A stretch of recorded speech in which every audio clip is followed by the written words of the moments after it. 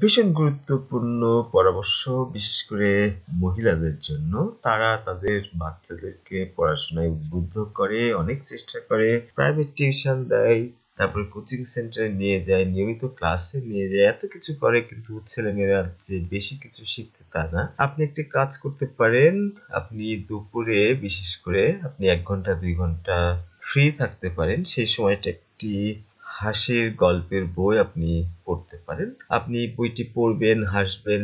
আপনি ছেলেমেয়েদেরকে খুব একটা গুরুত্ব দিবেন না। আপনার পাশে ঘুরঘুর করবে, খুব একটা পাত্তা দিবেন না। দেখবেন যে ছেলেমেয়েরা পড়াশোনায় উদ্বুদ্ধ হবে। কারণটা কি? আপনি যদি টিভি দেখেন আর তাদেরকে যদি পড়তে বলেন তাহলে খুব একটা কাজে লাগবে না। আপনি নিজেই পড়াশোনা করেন।